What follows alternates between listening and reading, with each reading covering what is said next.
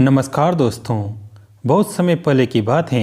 एक नगर में एक विधवा ब्राह्मणी रहती थी। उसके पति का देहांत हुए काफ़ी समय बीत गया था। वह बुजुर्ग ब्राह्मणी भगवान विष्णु की पूजा करती थी और उनके सभी व्रत रखती थी। एकादशी व्रतों को नियम पूर्वक करती थी। व्रत और पूजा पाठ से उसने काफ़ी पुण्य अर्जित कर लिए थे। उसे मृत्यु के बाद वैकुंठ में स्थान प्राप्त होगा। इस बात को सोचकर भगवान विष्णु ने विचार किया कि उसने पुण्य तो अर्जित कर लिया है, लेकिन जीवन में कभी दान नहीं दिया। इस वजह से उसे वैकुंठ में धन धान्य से वंचित रहना होगा। एक बार जब सटतिला एकादशी का व्रत था, तब भगवान विष्णु ने एक गरीब ब्राह्मण का स्वरूप धारण किया और ब्राह्मणी के घर भिक्षा मांगने पहुंच गए। ब्राह्मणी सटतिला एकादशी का व्रत थी। वह भगवान विष्णु की पूजा कर रही थी। आवाज़ सुनकर वह घर से बाहर आई और उस गरीब ब्राह्मण को कुछ अन्न नहीं दिया, बल्कि मिट्टी का एक टुकड़ा दे दिया। भगवान विष्णु वो लेकर वापस आ गए। कुछ समय के बाद उस ब्राह्मणी की मृत्यु हो गई और उसने अपने पुण्यों के कारण वैकुंठ में स्थान प्राप्त किया, लेकिन उसके घर में धन धान्य नहीं था। तब उसने भगवान विष्णु से पूछा कि उसने जीवन भर आपकी पूजा की, व्रत रखा, लेकिन वैकुंठ में उसके साथ ऐसा व्यवहार क्यों? तब भगवान श्रीहरि ने कहा कि तुमने अपने पूरे जीवन में किसी को कोई दान नहीं दिया। इससे वजह से दान का पुण्य यहाँ तुम्हें नहीं मिला और तुम्हारा घर धन धान्य से खाली है। तुम वैकुंठ में देवियों से सटतिला एकादशी व्रत की विधि पूछ लेना और उस दिन तिल का दान करना। उसने सटतिला एकादशी का व्रत विधि पूर्वक किया और उस दिन तिल का दान दिया। तिल का दान करने से उसका घर धन धान्य से भर गया और वह वैकुंठ में सुखी पूर्वक रहने लगी। कहा जाता है कि जो व्यक्ति सटतिला एकादशी पर जितना तिल का दान करता है, उसे उतने वर्षों तक वैकुंठ में सुखपूर्वक रहने का आशीर्वाद प्राप्त होता है। हिंदू धर्म में एकादशी तिथि को बहुत ही महत्वपूर्ण माना जाता है। इस कृष्ण पक्ष में आने वाली एकादशी को सटतिला एकादशी कहा जाता है। इसे माघ एकादशी भी कहा जाता है।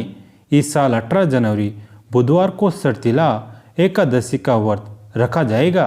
इस दिन भगवान विष्णु की कथा सुनने का विधान भी बताया गया है।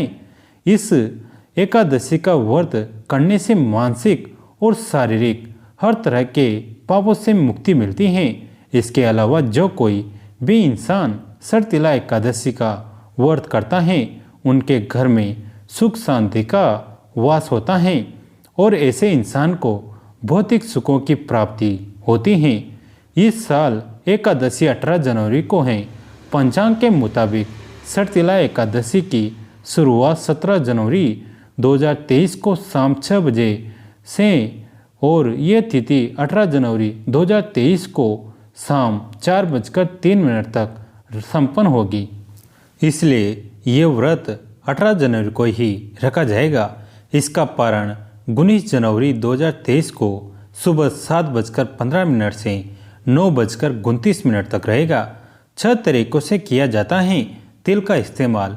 इस दिन तिल का 6 तरीकों से प्रयोग किए जाने पर ही इस दिन को सटतिला एकादशी कहा जाता है।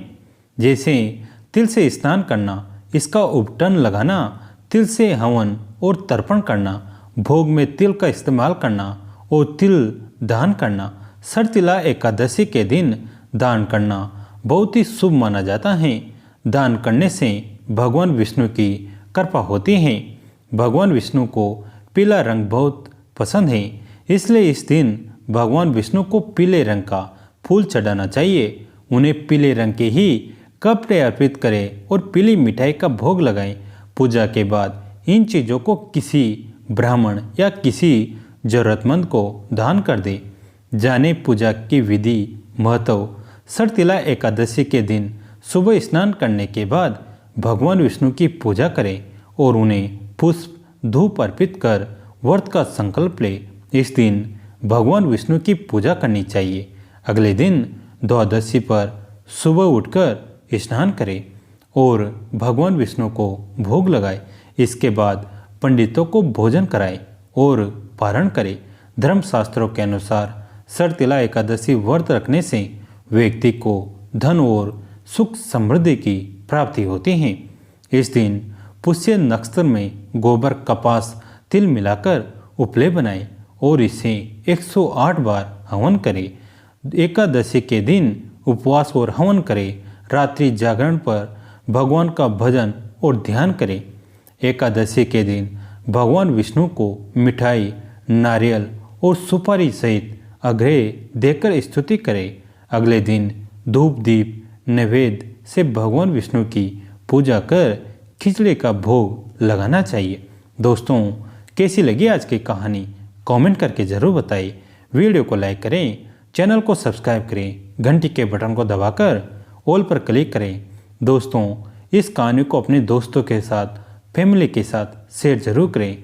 कहानी अंत तक देखने के लिए आप सभी का तहे दिल से धन्यवाद। दोस्तों, कमेंट में जय श्री राम जरूर लिखिए। धन्यवाद दोस्तों।